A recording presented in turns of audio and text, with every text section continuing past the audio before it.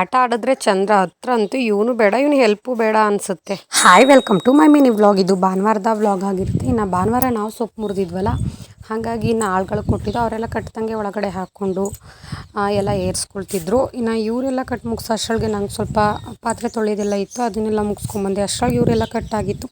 ಕಟ್ಟಿದ್ಮೇಲೆ ನಾನು ಅಲ್ಲಿ ಬಿದ್ದಿರ್ತಕ್ಕಂಥ ಎಲೆಗಳನ್ನ ಎತ್ಕೊಂಡು ಅದ್ರ ಕಸ ಎಲ್ಲ ಗುಡಿಸಿ ಅದನ್ನೆಲ್ಲ ತಿಪ್ಪೆಗೆ ಹಾಕ್ಬಿಟ್ಟು ಇನ್ನು ಸಂಜೆ ಪೂಜೆ ಮಾಡಬೇಕಲ್ಲ ಅಂತ ಹೇಳಿ ಫಸ್ಟ್ ಟೈಮ್ ಅಲ್ವಾ ನಾವು ಸೊಪ್ಪು ಮುರಿದಿರೋದಿಲ್ಲಿ, ಹಾಗಾಗಿ ಪೂಜೆಗೆ ಅಂತ ಹೇಳಿ ಇಲ್ಲಿ ಧಾನ್ಯಗಳನ್ನು ಕಟ್ಟಬೇಕಿತ್ತು. ಹಾಗಾಗಿ ಇಲ್ಲಿ ಧಾನ್ಯಗಳೆಲ್ಲನೂ ಹಾಕ್ಕೊಂಡು ಇಲ್ಲಿ ನಾನು ರಾಗಿ, ಹುರುಳಿ ಮತ್ತು ಭತ್ತ ಇಷ್ಟನ್ನು ಹಾಕ್ಕೊಂಡು ಒಂದು ಬಿಳಿ ಬಟ್ಟೆಗೆ ಅರ್ಶಿನದ ಪುಡಿನ ಹಾಕ್ಕೊಂಡು ಅದನ್ನು ಅರಿಶಿನ ಬಟ್ಟೆ ಮಾಡಿಕೊಂಡು ಅದನ್ನು ಹಸಿ ನೂಲಲ್ಲಿ ಕಟ್ಕೊಂಡು ನಾವು ಜೊತೆಗೆ ನಿಂಬೆಹಣ್ಣು ಸಹ ಮಾಡ್ಕೊಳ್ತೀವಿ. ಇಲ್ಲಿ ದೃಷ್ಟಿ ಆಗಬಾರ್ದು ಅಂತ ಮೊದಲಿಂದನೂ ಮಾಡ್ಕೊಬರ್ತಿದ್ರು. ಸೊ ನಾವು ಅದೇ ಥರ ಮಾಡ್ತೀವಿ. ಯಾವುದೇ ಪೂಜೆ ಆದರೂ ಕೂಡ ಆಯುಧ ಪೂಜೆಯಲ್ಲಿ ಯಾವ ಥರ ಮಾಡ್ತಾರೆ ಹಾಗೇ ಅದೆಲ್ಲ ಆದಮೇಲೆ ಪೂಜೆಗೆಲ್ಲ ಜೋಡಿಸ್ಕೊಂಡು ಪೂಜೆ ಸಹ ಮಾಡ್ದೋ. ಇನ್ನು ಪೂಜೆ ಎಲ್ಲ ಆದಮೇಲೆ ನಮ್ಮ ಭಾವ ಕೂಡ ಒಲೆನ ಹಚ್ಚಿದ್ರು ಕರ್ಪೂರದಲ್ಲಿ. ಫೈನಲಿ ಒಲೆ ಹಚ್ಚಾಯಿತು.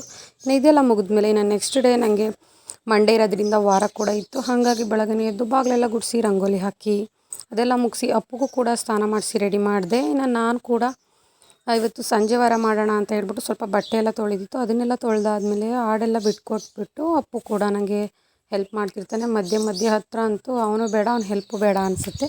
ಅದನ್ನೆಲ್ಲ ಬಿಟ್ಕೊಟ್ಟು ಬಂದು ನಾನು ಸ್ನಾನ ಮಾಡ್ಕೊಂಡು ಪೂಜೆಗೆ ರೆಡಿ ಮಾಡಿಕೊಂಡು ಪೂಜೆ ಸಹ ಮುಗಿಸ್ದೆ. ಇನ್ನು ಸಂಜೆ ಪರಂಗಿ ಹಣ್ಣನ್ನು ಕೂದಿದ್ರು, ಅದಾದಮೇಲೆ ಅದನ್ನು ಕೂಡ ತಿಂದು ನಾನು ಅಡುಗೆ ಕೆಲಸನ ಸ್ಟಾರ್ಟ್ ಮಾಡಿಕೊಂಡೆ.